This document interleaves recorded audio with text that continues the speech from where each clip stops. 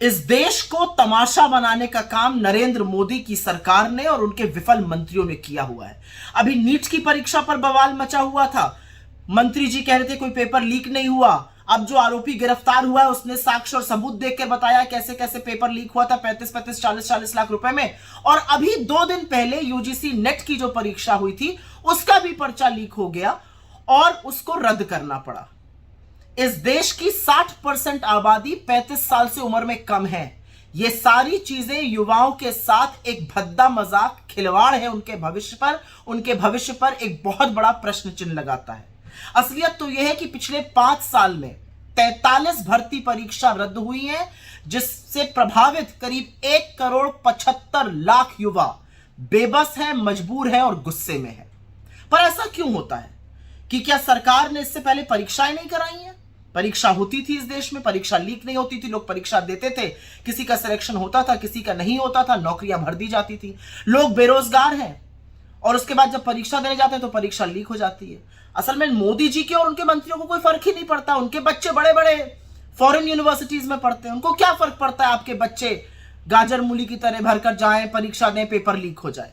कभी इन लोगों ने सोचा है कि इस पेपर लीक का लोगों की मनोस्थिति पर क्या फर्क पड़ता है? बच्चे दिन रात मेहनत करते हैं, सुबह 4-4, 3-3, 4-4 बजे उठकर मेहनत करते हैं, पूरी पूरी रात पढ़ते हैं, न खाने का न पीने का कोई हवाला नहीं है, दिन भर पढ़ते हैं। माँ बाप एक रात की रोटी कम खाते हैं कि बच्चा पढ़ जाए, फीस इतनी बढ़ा दी गई है। कोचिंग सेंटर का अपना अलग ही तमाशा है। और उसके बाद जब पढ़ लिख कर परीक्षा की बारी आती है तो पैसे देकर फिर एक बार एक निवाला कम खाकर पैसे देकर फॉर्म खरीदा जाता है। बच्चे गाजर मूली की तरह परीक्षा वाले दिन भेड़ बकरी की तरह ट्रेनों में, बसों में लद कर जाते हैं, परीक्षा देते हैं। परीक्षा अच्छी हुई बुरी हुई वो एक तरफ है, लेकिन फिर पता चलता है पेपर लीक हो गया।